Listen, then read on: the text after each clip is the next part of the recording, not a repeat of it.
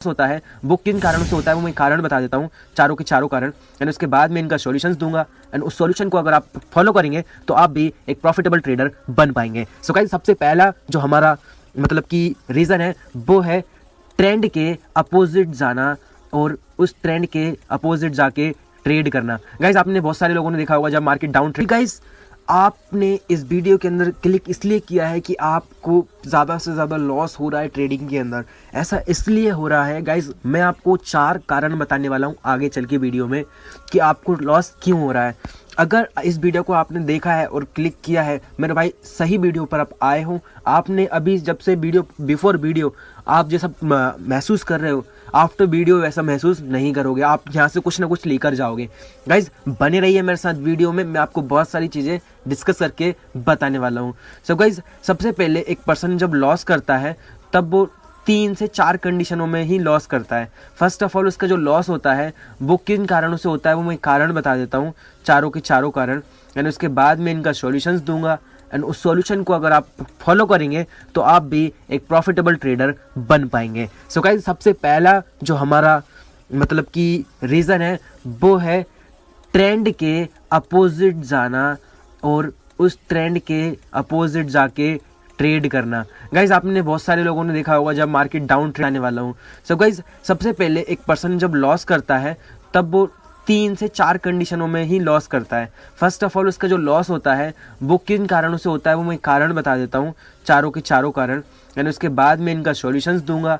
And उस solution को अगर आप फॉलो करेंगे तो आप भी एक प्रॉफिटेबल ट्रेडर बन पाएंगे। सो गाइज, सबसे पहला जो हमारा मतलब कि रीज़न है वो है ट्रेंड के अपोजिट जाना और उस ट्रेंड के अपोजिट जाके ट्रेड करना। गाइज, आपने बहुत सारे लोगों ने देखा होगा जब मार्केट डाउन ट्रेंड में होता है, आप उस साइड एक बुलिश साइड का सिनेरियो सोचते हो कि यार यहाँ पे हैमर बनी है, मुझे यहाँ पे बाय करना चाहिए, यहाँ पे हैमर बनी हुई है, मुझे यहाँ पे बाय करना चाहिए, यहाँ पे बुलिश इंगल्फिंग बन गई, मुझे यहाँ पे बाय करना चाहिए। मतलब कि अब डाउन ट्रेंड के अंदर आप वेयरिश ट्रेड ना ढूंढकर आप अप ट्रेड ढूंढ रहे हो। Guys, this is very bad thing. Actually आप ट्रैप हो जाएंगे अगर आप ऐसा करेंगे, क्योंकि बड़ा पैसा जिस साइड लगा होता है, आपने देखा होगा मार्केट थोड़ा सा जाएगा आपकी साइड एंड देन सेलर्स हावी हो जाएंगे, एंड देन जैसे ही सेलर हावी होंगे आपके प्रीमियम की वो वाट लगा देंगे एंड आपके प्रीमियम को वो ख़त्म कर देंगे। एंड देन ये सबसे मेजर कारण है कि ट्रेंड के अपोजिट जाके आप ट्रेड ना करें, जिससे आपको बहुत सारी बेनिफिट्स आपको मिल सकते हैं। एंड देन गाइज, मेरा जो सेकेंड पॉइंट आता है वो आता है एसएल को एक्सेप्ट ना करना। एसएल, अगर आप मार्केट के अंदर हैं और यदि एसएल को एक्सेप्ट नहीं करते, गाइज आप एक अच्छे ट्रेडर नहीं हैं। अगर आप ट्रेडर अच्छे नहीं हैं तो आप, मुझे लगता नहीं कि आगे भी आप कंटिन्यू करेंगे। आप 6 महीने 2 साल बाद 1.5 साल बाद आप मार्केट को छोड़कर और चले जाएंगे।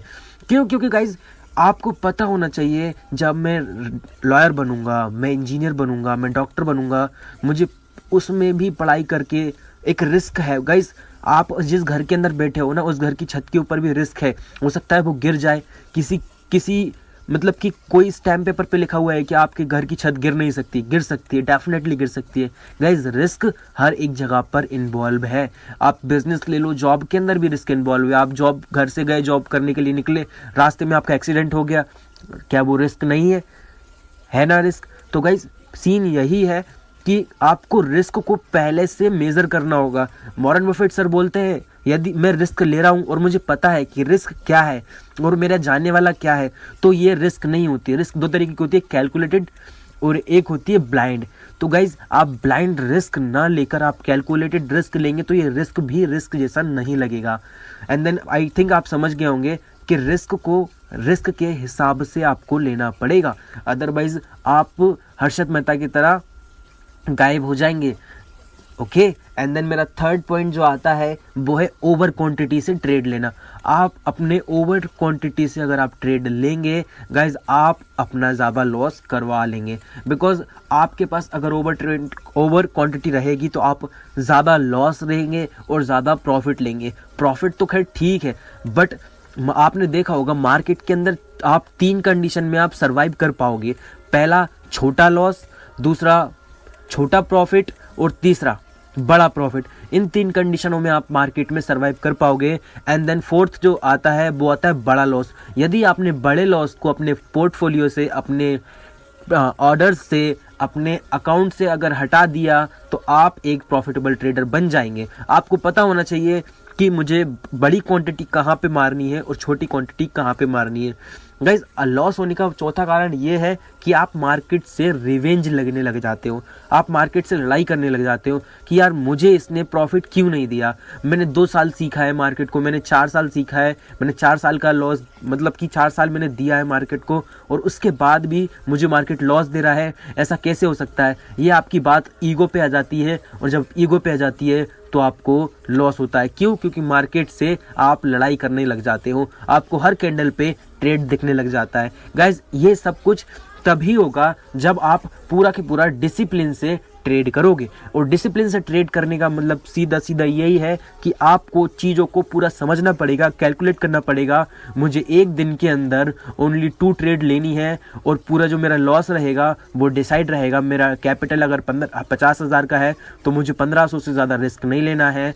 मेरा कैपिटल 5 लाख रुपए का है तो मुझे 3 से 4,000 रुपये का रिस्क लेना है पर डे में, और वो भी एक ट्रेड के अंदर नहीं लेना। मुझे 1500 रुपये का जो मेरा रिस्क है वो भी मुझे 750 रुपये के 2 ट्रेड करके मैं उस रिस्क को लूँगा। यदि मेरा दोनों के दोनों ट्रेड सक्सेसफुल हो जाती है, अच्छी बात है। यदि दोनों में से एक ट्रेड मेरा लॉस में चला